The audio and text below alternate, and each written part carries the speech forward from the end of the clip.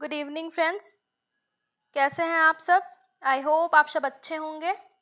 Friends, आज हम देखने वाले हैं जो अभी रिसेंट में हुआ है paper HELT higher education lab technician का एग्ज़ाम जो हुआ है उसको हम देखेंगे। और इसमें मैं डील तो नहीं करूँगी, लेकिन जो आंसर है उसको मैं ज़रूर बताऊँगी आप सबको। और जब डीलिंग हम तब करेंगे जब इसका मॉडल आंसर आ जाएगा। तो अभी हम क्वेश्चन का आंसर देख लेते हैं। तो इसका पहला क्वेश्चन है, C4 प्रकाश संश्लेषण पथ के बारे में सही कथन का चुनाव कीजिए। तो फ्रेंड्स, इसमें हम देख रहे हैं इसका आंसर होगा ए जाएगा इसका आंसर। PP फास्फोइनल पाइरुवेट होता है, वो कार्बन डाइऑक्साइड का स्वीकार करता है, तो ये उसका आंसर है। और बाकी ये तीन नहीं है, ये तो गलत ही है। सी देखिए, ये PGA वाला, ये तो C3 का है, तो ऑप्शन फर्स्ट इसका करेक्ट है। फिर इसका सेकंड देखते हैं। सेकंड है, ग्लाइकोलिसिस एवं क्रेब्स चक्र के बीच की योजक कड़ी है। तो जो लिंकर एंजाइम होता है वो एसिटिल कोएंजाइम होता है ग्लाइकोलिसिस और क्रेब्स चक्र के बीच में। अब क्वेश्चन नंबर 3 है हमारा, सही संबंधों को मिलाना है इसमें। फ्रेंड्स, तो इसमें हम पहले से जानते हैं कि पैकेटीन का क्या होता है। पैकेटीन तो ही मुख्य अवस्था है, उसमें जिन विनिमय होता है पैकेटीन में। अब पैकेटीन का तो जिन विनिमय दिया नहीं है इसमें, सीधे में क्या दे दिया है, साइनेप्सिस का निर्माण, तो ये तो गलत हो जाएगा। फिर दूसरा हम देख रहे हैं, जाइगोटीन में दिया है जिन विनिमय, तो जिन विनिमय तो जाइगोटीन में नहीं होता है, वो तो पैकेटीन का है, तो ये जो 2 और 3 है वो रॉन्ग है। तो जिस जिस ऑप्शन में भी 2 और 3 है वो ऑटोमेटिक गलत हो जाएंगे, तो ये ए गलत हो जाएगा। फिर डी वाला भी गलत हो जाएगा और बी वाला भी गलत हो जाएगा। तो ऑप्शन नंबर सी इसका करेक्ट है। ये है फर्स्ट, और जो फोर्थ है वो करेक्ट जाएगा।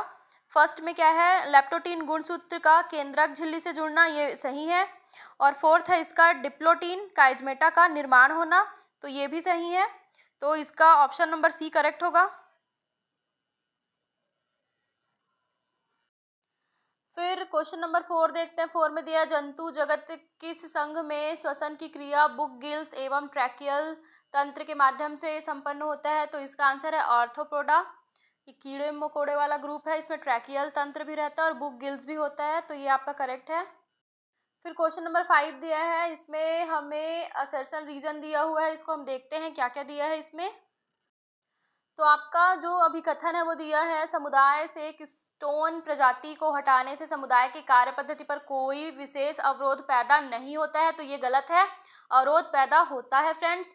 और इसका रीजन दिया है कि की स्टोन प्रजाति की प्रचुरता कम होती है, तो ये सही है, क्योंकि उसकी जो प्रचुरता है वो कम ही होती है, वो कम संख्या में होते हैं और टॉप लेवल के रहते हैं वो। तो इसमें पहला असर्शन हमारा गलत है और दूसरा रीजन सही है, तो इसका ऑप्शन नंबर डी जाएगा, असर्शन गलत है और रीजन सही है। क्वेश्चन नंबर 6 में हमें मैच करना है हॉर्मोन्स को, अभी देख रहे हैं हम, इसका ऑप्शन नंबर बी करेक्ट है। पहले में क्या दिया है, ए का फोर्थ है, MSH क्या करता है, त्वचा के रंजकता को प्रेरित करता है। और बी का फर्स्ट है, PRL प्रोलैक्टिन, ये क्या करता है, दुग्ध उत्पादन को प्रेरित करता है।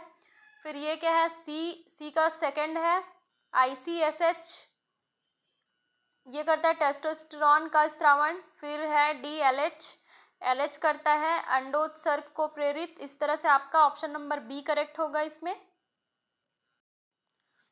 क्वेश्चन नंबर 7 दिया है आपका, हाइपेंथोडियम प्रकार का पुष्प क्रम पाया जाता है, तो ये पाया जाता है फाइकस कुल में, 20 का करेक्ट आंसर है। अब देखते हैं क्वेश्चन नंबर 8 क्या है। 8 में है, निम्नांकित कथनों पर विचार करें, और इसमें हमें उपर्युक्त में से सही कथन का चुनाव करना है। तो अब देखते हैं पहला क्या है। पहला है, मिट्टी में पाया जाने वाला जीवाणु बैसिलस थुरेंजेसिस क्राई प्रोटीन उत्पन्न करता है, ये सही है, तो आपका पहला सही होगा। क्राई प्रोटीन को कोडित करने वाले जीन को अनेक फसलों में स्थानांतरित किया जा सकता है, जी फ्रेंड्स, ये भी सही है आपका। फिर तीसरा है, क्राई प्रोटीन के कारण टमाटर के फल लंबे समय तक ताजे बने होते हैं, तो ये आपका गलत है। तो फ्रेंड्स, आपका ये थर्ड जो है वो गलत था, तो आपका ऑप्शन नंबर फर्स्ट और सेकंड सही है। जी हाँ, उसको स्थलांतरित भी कर सकते हैं अनेक फसल में, और उसमें बैसिलस थुरिनजेसिस में ही क्राई प्रोटीन होता है। तो आपका पहला और दूसरा ऑप्शन वाला ये डी है, तो ये डी आपका करेक्ट होगा। क्वेश्चन नंबर 9 है आपका, डीएनए फिंगर प्रिंटिंग तकनीक के सही क्रम को निम्नांकित में से चुनिए। तो इसमें हम देखते हैं, इसका ऑप्शन नंबर सी करेक्ट है। सबसे पहले आएगा डीएनए का निष्कर्षण पहले नंबर पे, फिर डी आएगा प्रतिबंध एंजाइम द्वारा डीएनए को काटना, फिर ई आएगा आपका जैल विद्युत कण संचलन, फिर सी आएगा सदन ब्लॉटिंग, फिर आएगा आपका ए लास्ट में ऑटो रेडियोग्राफी। तो इस तरह से आपका सीक्वेंस में ये सी करेक्ट है। क्वेश्चन नंबर 10 देखते हैं। 10 में दिया है, निम्नांकित में से इलेक्ट्रॉन परिवहन तंत्र के प्रकीर्ण व एंजाइम्स को सही क्रम में जमाइए। तो इसका आंसर है ऑप्शन नंबर बी। तो सबसे पहले है इसमें NADH डीहाइड्रोजनेज आता है। इलेक्ट्रॉन का जब ट्रांसफर होता है ETS साइकिल में, तो सबसे पहले नंबर पे यही आता है NADH डीहाइड्रोजनेज। फिर आएगा E आता है सक्सिनेट डीहाइड्रोजनेज आता है। फिर A आता है साइटोक्रोम C, इसको CYTC लिखते हैं। और फिर आता है आपका D आता है, D है आपका साइटोक्रोम C ऑक्सीडेज। इसको ना हम A1 और A3 भी लिखते हैं, ऐसा साइटोक्रोम A1 और साइटोक्रोम 3 लिखते हैं। A1 और A3 इसको ही बोलते हैं ऑक्सीडेज। उसके बाद लास्ट है आपका ATP सिंथेज। तो फ्रेंड्स ATP सिंथेज तो लास्ट में ही आ रहा है, क्योंकि लास्ट में ATP बनेगा। ऑप्शन नंबर बी लास्ट वाला, तो यही एक ही ऑप्शन है। तो ये ऑप्शन नंबर बी आपका करेक्ट है इसका। क्वेश्चन नंबर 11 देखते हैं। समान विभव क्षेत्र में तो विद्युत क्षेत्र एक समान है, तो ये गलत है आपका। फिर विद्युत क्षेत्र शून्य होता है, ये सही है। और विद्युत क्षेत्र के अंदर कोई आवेश नहीं होता, तो कोई आवेश नहीं होता, ये भी सही है फ्रेंड्स। तो फिर और डी क्या दिया है, विद्युत क्षेत्र आवश्यक रूप से बदल जाएगा यदि एक आवेश क्षेत्र के बाहर रखा जाए। तो ये आपका मेरे ख्याल से ये गलत होना चाहिए, एक आवेश बदल जाए विद्युत विभव की परिभाषा से।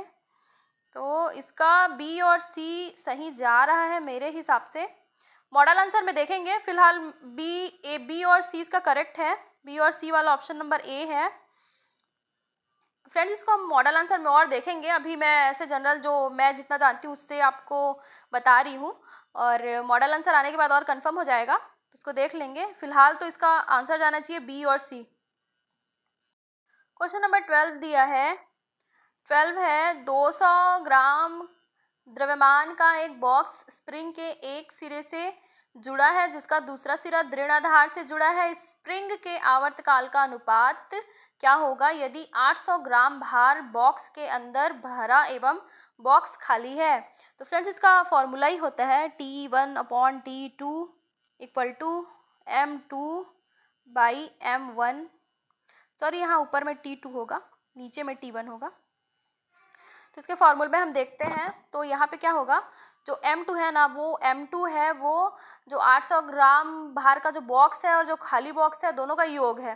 तो 800 और 200 मिला के कितना होगा, 1000 होगा ये। और इसके बट्टे में क्या होगा, M1 होगा। और M1 क्या है, वो 200 ग्राम द्रव्यमान का बॉक्स है जो स्प्रिंग के एक सिरे से जुड़ा हुआ है। तो ये 200 होगा। आप इसको सॉल्व करेंगे तो ये √5 आंसर जाएगा इसका। ऑप्शन नंबर बी करेक्ट है फ्रेंड्स। ये जो फॉर्मूला है वो कहाँ से आया, इसको भी देख लो। ये होता है कि आवर्तकाल बराबर होता ही क्या है, T = 2π और √m/k। ये m होता है वो मास होता है, और जो k होता है वो स्प्रिंग कांस्टेंट है। 2π तो 2π ही है, और ये t आवर्तकाल है, यहाँ से मॉडिफाई होके ये T2/T1 = √m2/m1 का फॉर्मूला आया है। क्वेश्चन नंबर 13 देखते हैं। इसको मैंने अपने प्रीवियस वीडियो में भी कराया था। एक समांतर प्लेट संधारित्र की धारिता बढ़ जाती है, ये एक और पेपर में आया था जो अभी हाल ही का 24 में ये FSL का पेपर जो हुआ था ना फॉरेंसिक डिपार्टमेंट में, उसमें भी यही सेम क्वेश्चन आया था। तो इसमें क्या पूछ रहा है, धारिता बढ़ जाती है तो बढ़ती है कैसे, जब हम क्षेत्रफल को बढ़ाते हैं, क्योंकि वो क्षेत्रफल जो होता है ना वो धारिता के अनुक्रमानुपाती होता है। अगर दूरी रहता तो क्या होता, वो दूरी जो होता है वो व्युत्क्रमानुपाती होता है। अगर दूरी बढ़ता तो धारिता कम हो जाती है, लेकिन यहाँ पे क्षेत्रफल बढ़ रहा है इसलिए धारिता बढ़ जाएगी। तो ऑप्शन नंबर सी इसका करेक्ट है फ्रेंड क्वेश्चन नंबर 14 देखना है हमें, सूची 1 से सूची 2 को मिलाना है। इसमें क्या है, वीमी सूत्र दिया गया है। फ्रेंड्स इसमें जब हम सूची 1 को 2 से मिला रहे हैं तो हम देखेंगे कि इसमें जो है ना गुरुत्वाकर्षण स्थिरांक का देखते हैं तो वो ना एल के क्यूब में रहता है। यहाँ पे अब इसको रट्टा मार लो, एल का त्रिघात रहता है यहाँ पे, तो सिंगल एक ही तो दिख रहा है, तो ए का जाएगा 2, ए का जो है वो 2 जाएगा, और बाकी का मैं मिला के बता देती हूँ। पर फ्रेंड्स इसका मैं वीडियो अपलोड जरूर करूँगी, ये बहुत आसानी से आप निकाल सकते हैं और ये हमेशा आता है क्वेश्चन, हम आसानी से निकालना इसको सीख जाएंगे। यहाँ पे मैं निकाल ली हूँ ऑलरेडी, तो मैं डायरेक्ट बता रही हूँ इसका आंसर। बी का जाएगा, फोर्थ जाएगा बी का ml2t-2, और गुरुत्वाकर्षण विभव का क्या जाएगा, फर्स्ट जाएगा इसका L2t-2, और गुरुत्वाकर्षण तीव्रता का जाएगा थर्ड Lt-2। इसमें ऑप्शन नंबर सी आपका करेक्ट है, ए का 2, बी का 4, सी का फर्स्ट और डी का थर्ड। अभिकथन देखते हैं हम क्वेश्चन नंबर 15 का। जब ठंडे कार्बोनेटेड पेय की एक बोतल खोली जाती है तो छिद्र के चारों ओर हल्का कोहरा बन जाता है, ये सही है फ्रेंड्स। फिर दूसरा है, गैस के रुद्धोष्म प्रसार के कारण तापमान कम हो जाता है और वाष्प का संघनन होता है, ये भी सही है, डिफाइन भी कर रहे हैं। तो फिर ये ऑप्शन नंबर ए आपका करेक्ट है, असर्सन रीजन दोनों सत्य है, और आर जो है रीजन जो है असर्सन की सही व्याख्या करता है। ऑप्शन नंबर फर्स्ट इसका करेक्ट है। फिर क्वेश्चन नंबर 16 है, निम्नलिखित धातुओं को उच्च विद्युत चालकता से निम्न विद्युत चालकता में व्यवस्थित करके सही विकल्प चुने। उच्च विद्युत चालकता है, सबसे ज़्यादा आपका होता है डी में होता है, चांदी में होता है। फिर इसको आप देखेंगे, उसके बाद होता है आपका सी में होता है, तांबे में होता है। फिर जो है ए में होता है, एल्यूमिनियम में। देन आपका बी में होता है, बी आपका जो है निकिल है। फिर लास्ट ई में होता है, लोहे में। ऑप्शन नंबर ए आपका करेक्ट है। हमें क्या करना था, उच्च विद्युत चालकता से निम्न विद्युत चालकता में व्यवस्थित करना था, तो सबसे ज़्यादा तो होता है वो डी ही था, तो ए और सी दोनों में डी डी दिया था। फिर क्या है, सी और सी दिया है, तो ये भी था, और सबसे कम जो होता है वो लोहे का होता है। तो हमारा ये D C A B E, ये ऑप्शन नंबर ए हमारा करेक्ट है, क्योंकि जो एल्यूमिनियम का होता है ना वो ज़्यादा होता है, निकिल से ज़्यादा होती है उसकी चालकता एल्यूमिनियम की। ऑप्शन नंबर ए आपका करेक्ट है इसमें। क्वेश्चन नंबर 17 क्या है, तो ये है, परिनालिका के प्रति इकाई लंबाई में फेरों की संख्या दोगुनी की जाए तो इसका स्वप्रेरकत्व हो जाएगा। जो स्वप्रेरकत्व होता है ना फ्रेंड, जो स्वप्रेरकत्व होता है वो प्रोपोर्शनल होता है एन स्क्वायर के, जहाँ पे ये जो एन है वो फेरों की संख्या होती है। तो यहाँ पे हम फेरों की संख्या को क्या कर रहे हैं, दोगुनी कर रहे हैं, तो 2 के पावर में हो जाएगा, घात में होगा 2, तो 2 दूनी 4 हो जाएगा, तो ये 4 गुना बढ़ेगा।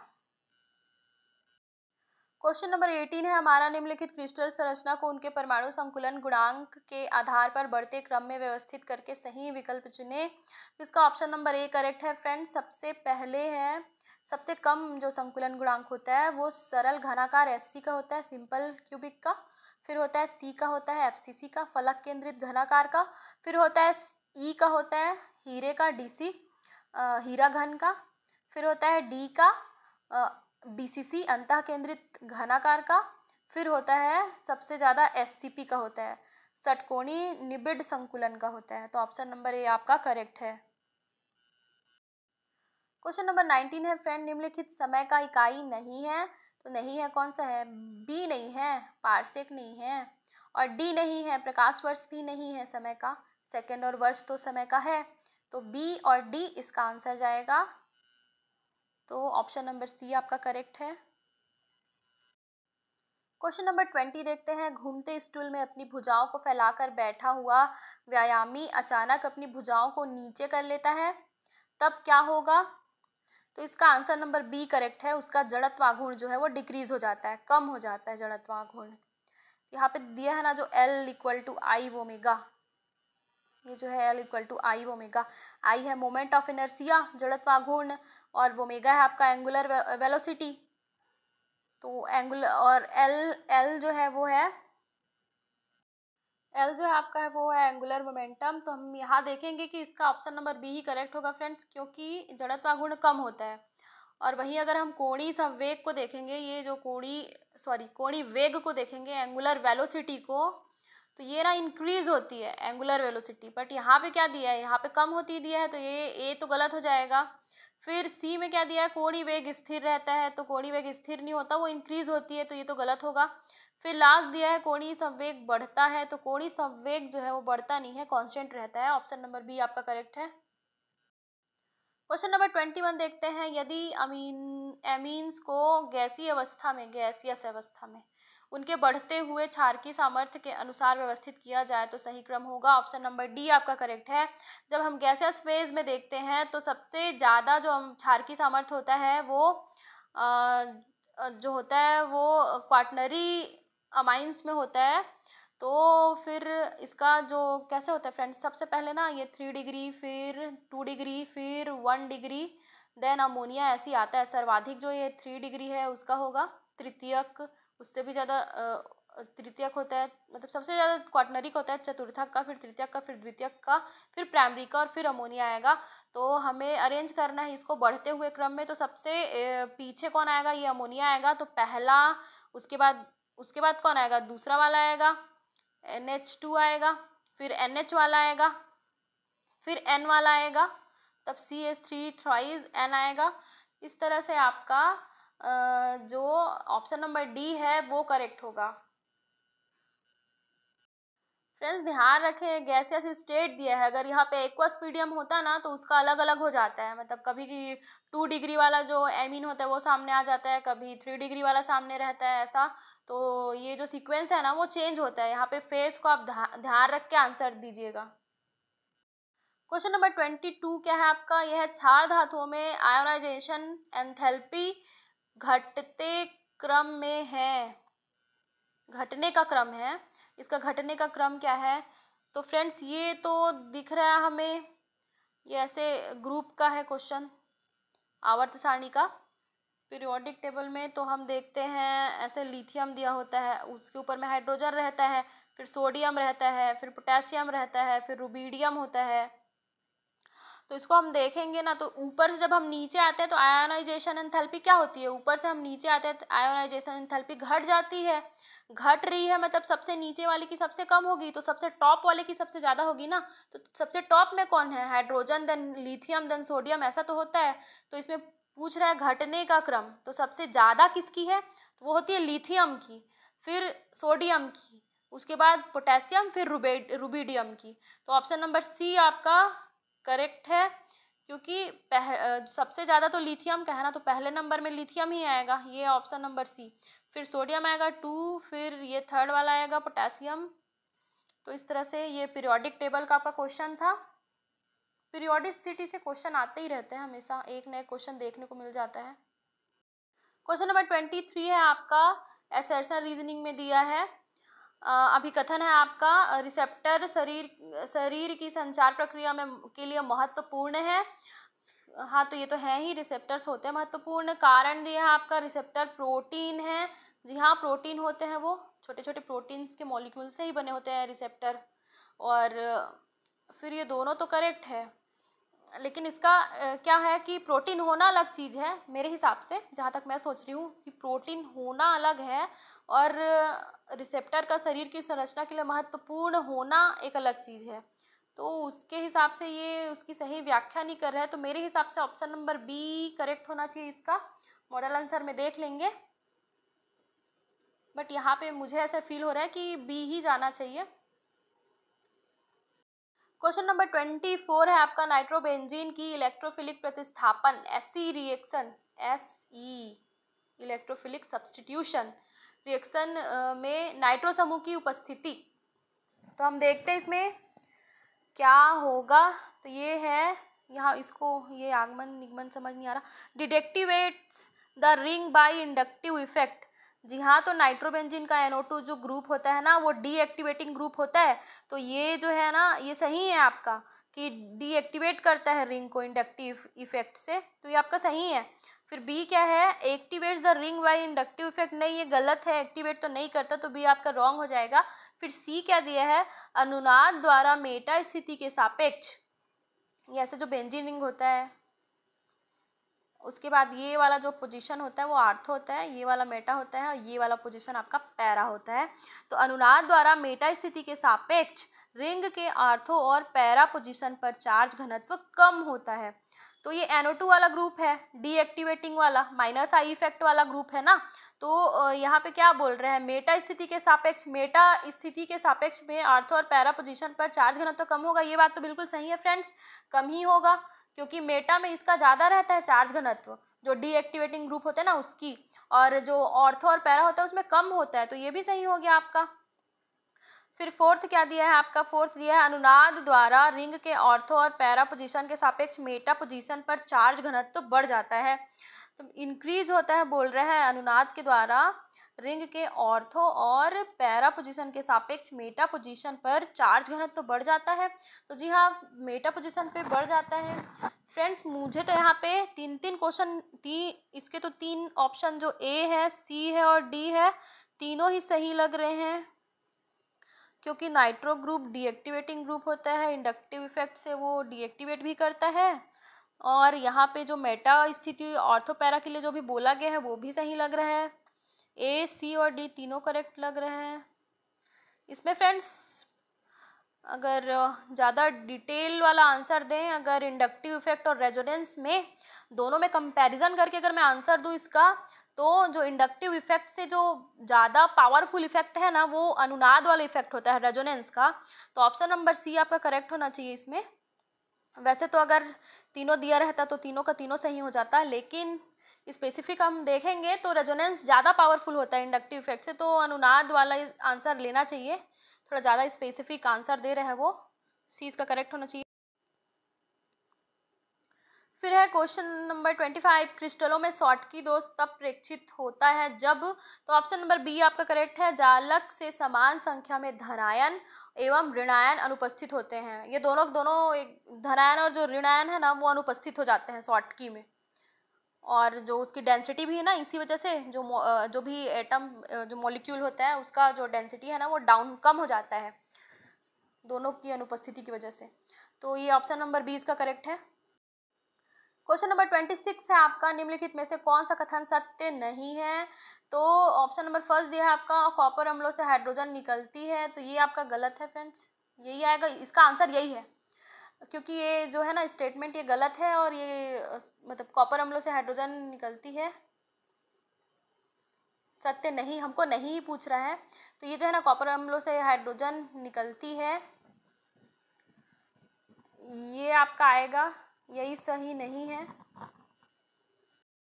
ऑप्शन नंबर फर्स्ट आपका करेक्ट है, बोल रहे कॉपर अम्लों से हाइड्रोजन निकलती है, तो ये नहीं निकलती है, तो और हमें वही सत्य नहीं कथन चुनना था।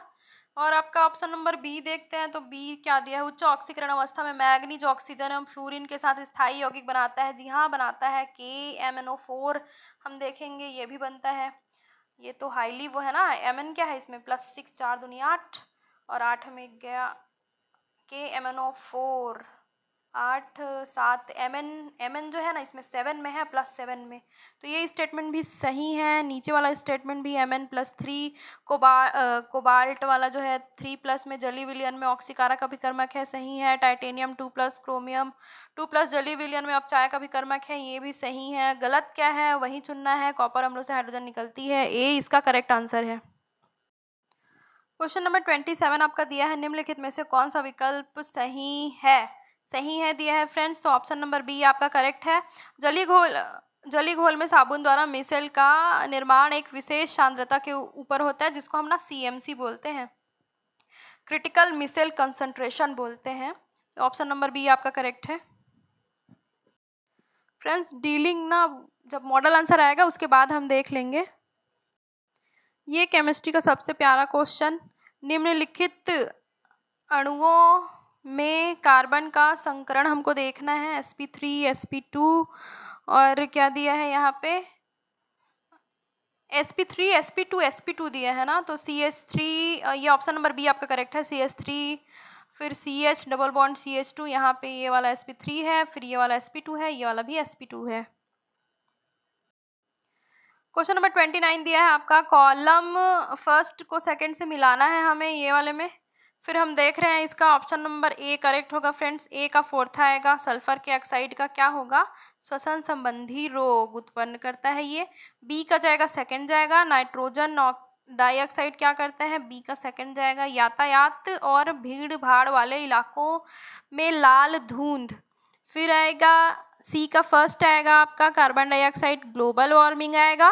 फिर पेयजल में नाइट्रेट क्या आएगा, डी का थर्ड आएगा आपका ब्लू बेबी सिंड्रोम। तो ऑप्शन नंबर फर्स्ट आपका करेक्ट है इसमें, जो ये है ना, ए का फोर्थ, बी का सेकंड, सी का फर्स्ट और डी का थर्ड। क्वेश्चन नंबर 30 है, रुद्धोष्म प्रक्रिया में सिस्टम और परिवेश के बीच ऊष्मा का कोई स्थानांतरण नहीं होता है। रुद्धोष्म स्थिति में एक आदर्श गैस के मुक्त विस्तार के लिए निम्नलिखित में से सही विकल्प चुनें। तो यहाँ पे मुझे थोड़ा सा कन्फ्यूजन है, ए और सी में क्या जाएगा। क्यू तो 0 होगा ही, क्योंकि जो ये है ना क्यू, इसका तो कुछ बदलता है नहीं। और डब्लू वर्क डन भी इसमें 0 होगा। और टेम्परेचर, रुद्धोष्म प्रक्रिया में टेम्परेचर चेंज नहीं होता है, पर मुझे ऐसे याद आ रहा है कहीं कहीं टेम्परेचर चेंज भी संभव होता है, कहीं ऑप्शन फर्स्ट। फ्रेंड्स इसका ए और सी में कोई एक आंसर आएगा। रुद्धोष्म प्रक्रिया में ज़्यादा एक्यूरेट ये सी लग रहा है, फिर भी अब इसको हम मॉडल आंसर में देखेंगे। तो यहाँ पे मैं सी को टिक लगा देती हूँ, आप लोग भी देख लेना इसमें क्या आएगा उसको। क्वेश्चन नंबर 31 है, नाथुला, सीप किला, बोमडिला और जोजिला क्या है, तो ये है ऑप्शन नंबर डी आपका, दर्रे हैं ये सब। क्वेश्चन नंबर 32 है, भारत की पूर्व की ओर प्रवाहित होने वाली नदियों को उत्तर से दक्षिण में क्रमानुसार जमाइए। तो ऑप्शन नंबर सी आपका करेक्ट है इसमें। अब इसे मैप देख के देख लेना, मैं तो थोड़ा सा सोच के ही बताई हूँ कि ऑप्शन नंबर सी आना चाहिए इसका, उत्तर से दक्षिण में क्रमानुसार जमाने में। क्वेश्चन नंबर 33 है, रंगनाथिट्टू कर्नाटक, भरतपुर राजस्थान का संबंध है। तो ऑप्शन नंबर बी आपका करेक्ट होना चाहिए फ्रेंड्स।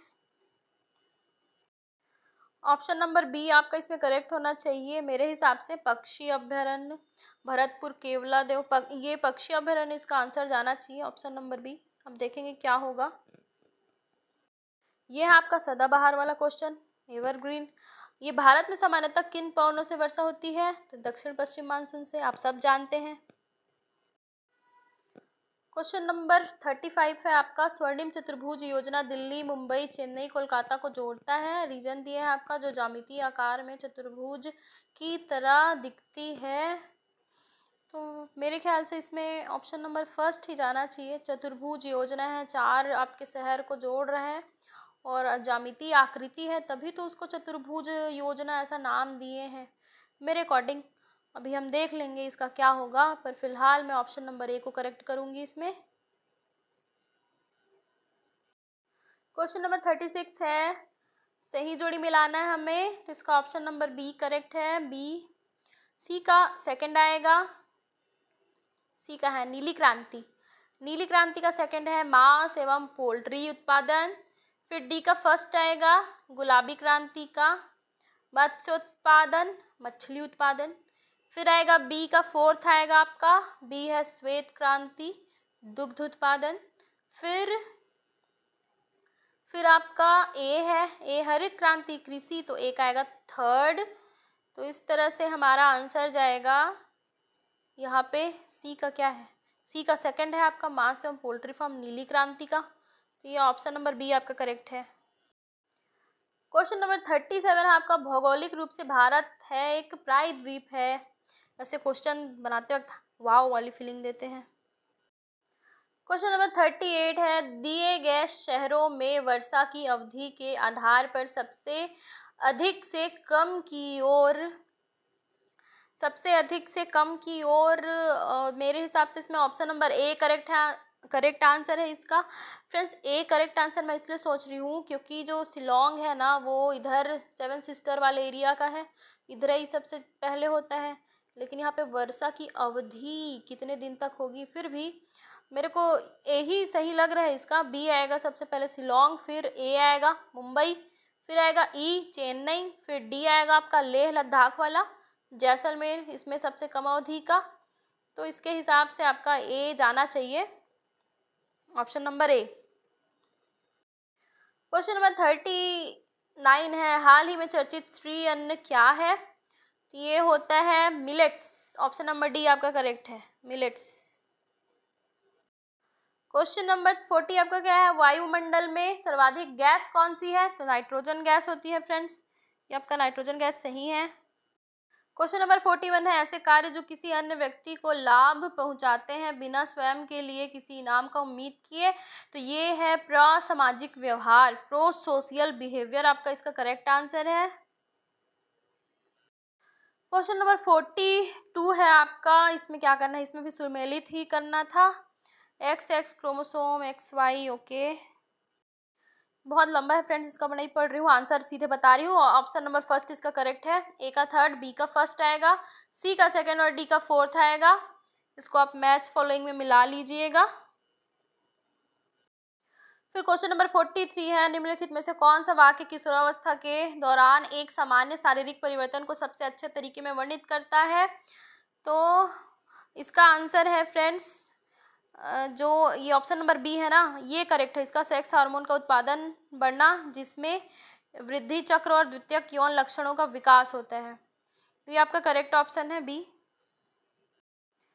ओके, यहाँ पे आपका ना जो ऑप्शन नंबर ए है ये गलत है आपका, ऊंचाई की वृद्धि में कमी और यौवन की शुरुआत में देरी, ऑप्शन ये बी ही करेक्ट है।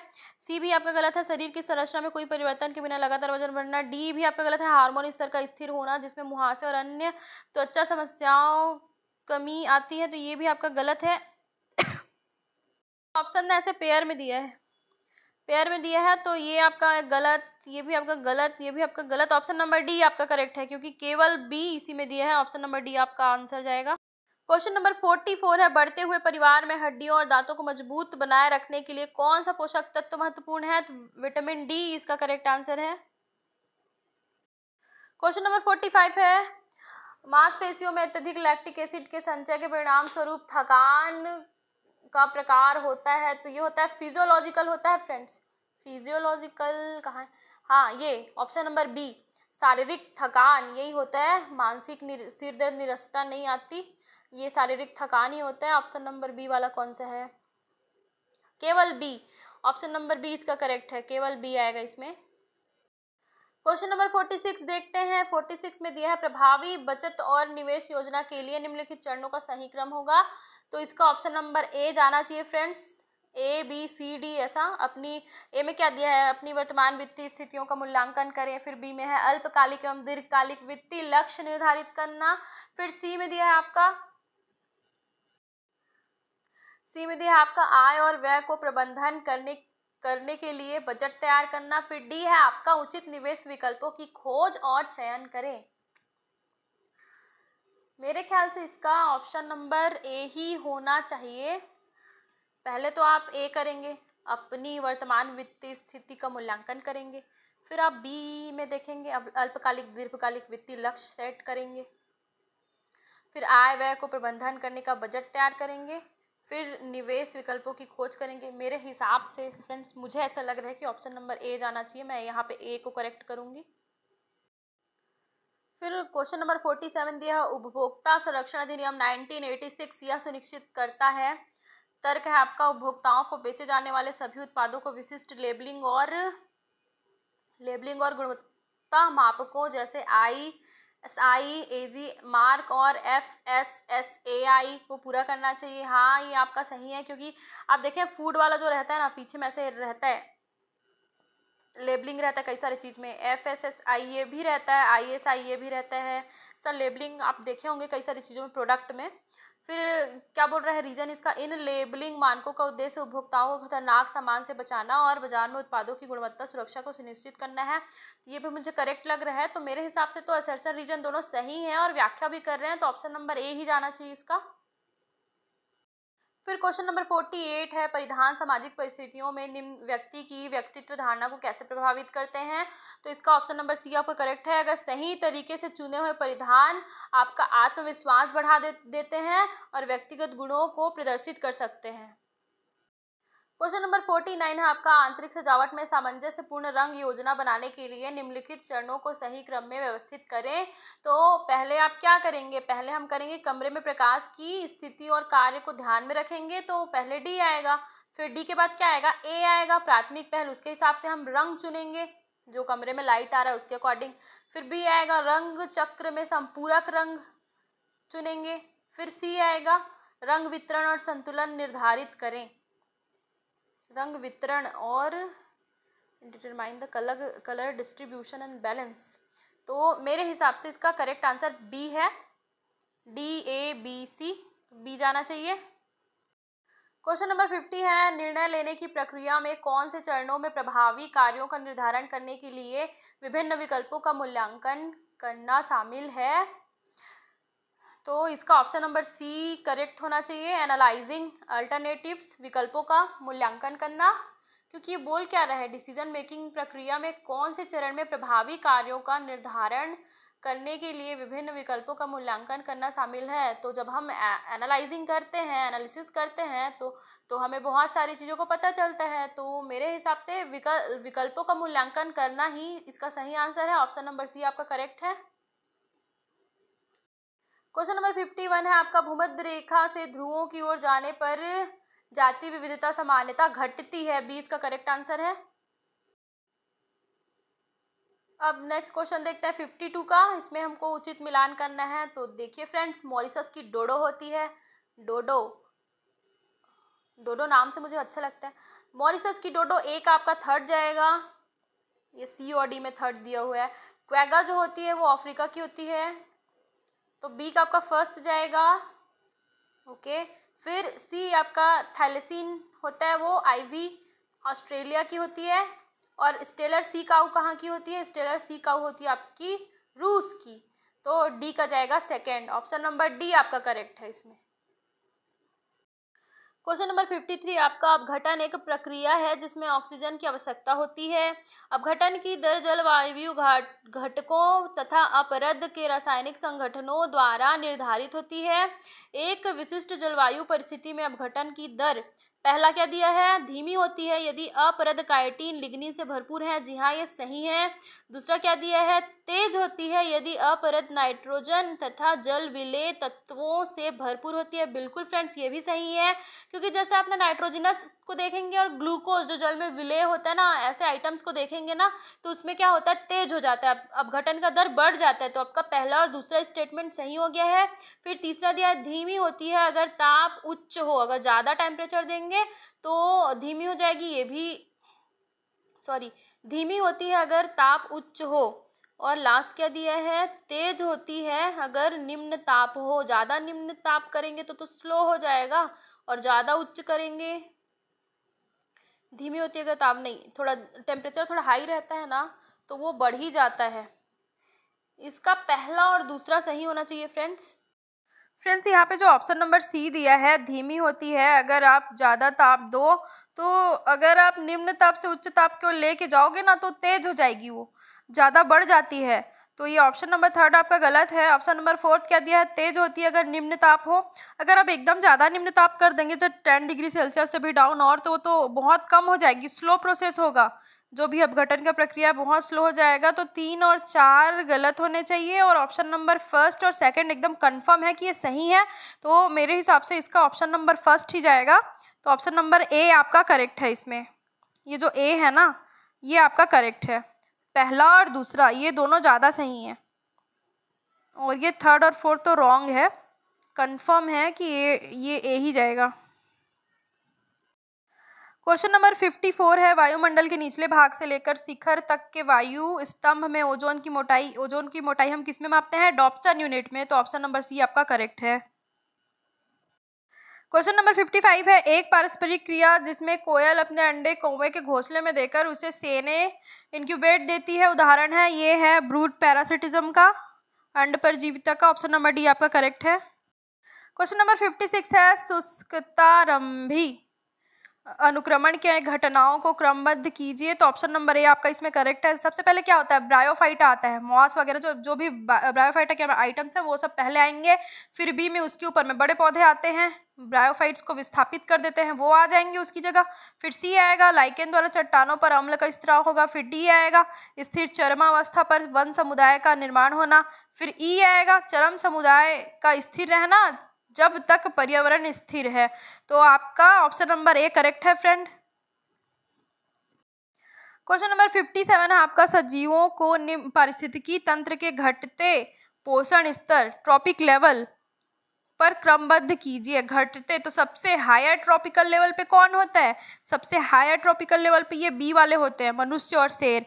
उसके बाद कौन, पक्षी, मछली, भेड़िया, ए वाले होंगे। तो बी, फिर ए, फिर आपका आएगा जंतु प्लवक वाले। फिर सबसे लोअर ट्रॉपिकल लेवल पे कौन होता है, पादप प्लवक। तो सी सबसे लास्ट आएगा। तो ऑप्शन नंबर सी आपका करेक्ट है। सबसे पहले बी, फिर ए, फिर डी, फिर सी। ऑप्शन नंबर सी आपका करेक्ट है। क्वेश्चन नंबर 58 है एलन के नियम के अनुसार ठंडी जलवायु वाले स्तनधारियों में होता है पहला छोटा कान, फिर दूसरा है लंबे पाद, फिर तीसरा है लंबे कान, फिर चौथा है छोटे पाद। तो फ्रेंड्स इसमें क्या होता है, जो कोल्डर वाले में रहते हैं ठंडे ठंडे इलाके में, उनमें कान छोटा होता है और जो पैर होता है वो भी छोटा रहता है, छोटा और मोटा रहता है, थिकर रहता है। छोटा भी रहेगा मोटा भी रहेगा ताकि उनको ठंडी कम लगे, इसीलिए इसका ऑप्शन नंबर डी करेक्ट है। एलन का रूल ही वही है फ्रेंड्स, मोटा रहता है और छोटा रहता है, जो लिम्ब रहता है ना वो। क्वेश्चन नंबर 59 है नेट प्राथमिक उत्पादकता प्राप्त की जा सकती है। तो ऑप्शन नंबर बी आपका करेक्ट है, जीपीपी माइनस आर। जीपीपी क्या है, सकल प्राथमिक उत्पादकता में हम घटा देंगे श्वसन के दौरान जो भी हमें क्षति हुई है उसको, तो हमको नेट प्राथमिक उत्पादकता मिल जाएगी। ऑप्शन नंबर बी आपका करेक्ट है। क्वेश्चन नंबर 60 दिया है असर्शन रीजनिंग में, इसको हम देखते हैं क्या है इसका आंसर। क्वेश्चन नंबर 60 है, इसी में हमको असर्शन रीजनिंग देखना था। तो ये है प्रकृति में परभक्षी विवेकी हैं और कारण में दिया है अगर परभक्षी ज़्यादा ही दक्ष हो जाएं और अपने शिकार का अतिदोहन करें, हो सकता है शिकार विलुप्त हो जाएं और इसके बाद खाने के अभाव में परभक्षी भी विलुप्त हो जाएगा। तो आपका रीजन सही है, असर्शन गलत है, विवेकी हैं ये जो बात है ये गलत है। तो ऑप्शन नंबर डी आपका करेक्ट है, असर्शन असत्य है और रीजन आपका सही है। फ्रेंड्स इस तरह से हमने जो HELT में जो क्वेश्चन आया था PCB physics chemistry biology section से, वो हमने कंप्लीट कर लिया है। और फ्रेंड्स आप हमें कमेंट करके ज़रूर बताएं कि आपके मार्क्स कितने आ रहे हैं इस सेक्शन से, और अगर किसी क्वेश्चन में डाउट हो और अगर आपको आंसर सही ना लगे तो उसको भी आप मैसेज कर सकते हैं, कमेंट कर सकते हैं। और फ्रेंड्स अगर आपको मेरी वीडियो अच्छी लग रही है तो प्लीज़ लाइक शेयर और सब्सक्राइब करें। और अगर आपको किसी टॉपिक में डाउट है फिजिक्स केमिस्ट्री बायो वाले सेक्शन में तो आप मुझे बता सकते हैं, और ताकि मेरे को समझ में आए कि आपको कौन से टॉपिक पे वीडियो चाहिए तो मैं उसमें वीडियो बनाने की पूरी कोशिश करूँगी। तो thank you friends, please like share and subscribe my channel.